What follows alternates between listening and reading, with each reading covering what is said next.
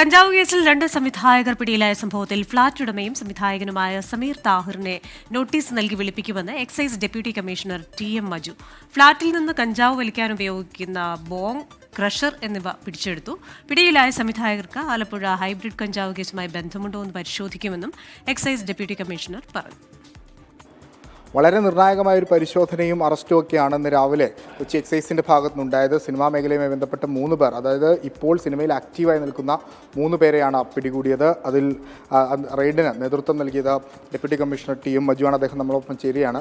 Sir, വളരെ നിർണായകമായ പരിശോധന, സിനിമാ മേഖലയുമായി ബന്ധപ്പെട്ട് വിവാദങ്ങളൊക്കെ നിൽക്കുന്നതിനിടയിലാണ് പരിശോധന. എങ്ങനെയാണ് പരിശോധനയിലേക്ക് എത്തിയത്?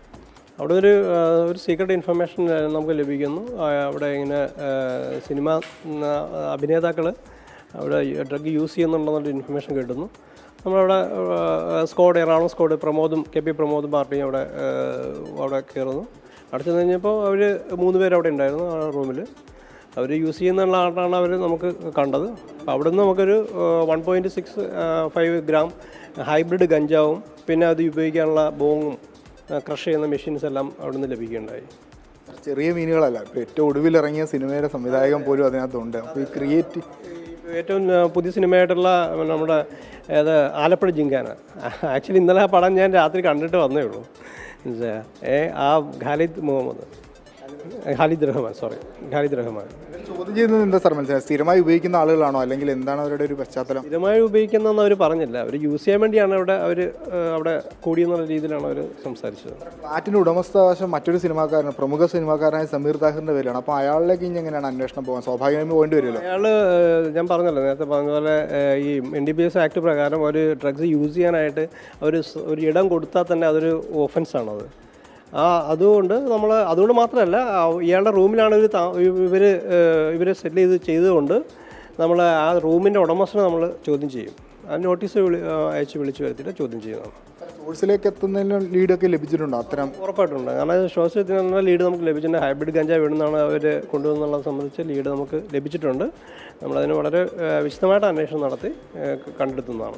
അറസ്റ്റുകൾക്ക് എന്തെങ്കിലും സാധ്യതയുണ്ടോ സാറേ? മേ ബി അവിടെ സാധ്യതയുണ്ട് കേട്ടോ. ഈ ആലപ്പുഴ കഞ്ചാവ് കേസുമായി എന്തെങ്കിലും ബന്ധമുണ്ടോ? ഇപ്പോൾ സിനിമാക്കാർ തന്നെയാണ്, ഹൈബ്രിഡ് കഞ്ചാവാണ്, അതിൻ്റെ ഒരു പശ്ചാത്തലത്തിലാണ് ചോദിക്കുന്നത്. അതെ, ആലപ്പുഴ കഞ്ചാവ് കേസുമായിട്ടൊരു ഒരു അടുപ്പം ഉണ്ടെന്ന് എനിക്ക് തോന്നുന്നില്ല. ഇതുവരെ നമുക്കത് കണ്ടെത്താൻ സാധിച്ചിട്ടില്ല. ഇനിയിപ്പം മുന്നോട്ട് എങ്ങനെയാണെന്ന് അറിയില്ല. നമ്മൾ അന്വേഷിച്ച് സിനിമാ മേഖലയിൽ ഈ ഹൈബ്രിഡ് കഞ്ചാവ് ഉപയോഗമൊക്കെ വർദ്ധിച്ചു വരികയാണ്. ഇപ്പോൾ കഴിഞ്ഞ മാസം നമ്മുടെ തൊടുപുഴയിൽ നിന്ന് ഒരു കേസ് ഉണ്ടായിരുന്നു. അപ്പോൾ നമ്മൾ തന്നെ ഇവിടെ പരിശോധനയൊക്കെ നടത്തിയിരുന്നു. അപ്പോൾ ഇതാണോ സിനിമാ മേഖലയിൽ ഇപ്പോൾ ഈ MDMAക്ക് പുറമെ ഇതാണോ? ഇപ്പം 2-3 കേസുകൾ അവിടെ നിന്ന് തന്നെ റിപ്പോർട്ട് ചെയ്തതിൽ ഹൈബ്രിഡാണ് കണ്ടത്. അപ്പോൾ ഒരു പക്ഷേ ചിലപ്പോൾ അവർ ചേഞ്ച് ആയോന്ന് അറിയില്ല. ലൊക്കേഷനിൽ പരിശോധനകളൊക്കെ ഇനി എങ്ങനെയാണ് സാർ? ലൊക്കേഷനിൽ നമുക്ക് ഇൻഫർമേഷൻ കിട്ടിയാൽ നമ്മൾ പരിശോധന നടത്തും. തടസ്സങ്ങൾ എന്തെങ്കിലും ഉണ്ടോ സിനിമാ സംഘടന? ഒരു തടസ്സം നമുക്ക് ആരുടെ നിന്നുമില്ല. ഇപ്പം ഞാൻ പറഞ്ഞല്ലേ, ബഹുമാനപ്പെട്ട മന്ത്രിയുടെ അടുത്തു നിന്നും ബഹുമാനപ്പെട്ട കമ്മീഷൻ അടുത്തു നിന്നൊക്കെ നമുക്ക് ഫുൾ സപ്പോർട്ടാണ് ഈ കാര്യത്തിലുണ്ടായിരുന്നത്. വിശദമായ പരിശോധനയും അന്വേഷണവും ഈ കേസുമായി ബന്ധപ്പെട്ട് തുടരാനാണ് എക്സൈസിൻ്റെ തീരുമാനം. കൂടുതൽ അറസ്റ്റുകൾ ഉണ്ടാകും. കൊച്ചിയിൽ നിന്ന് അനൂപിനൊപ്പം വിഷ്ണു സുരേഷ്.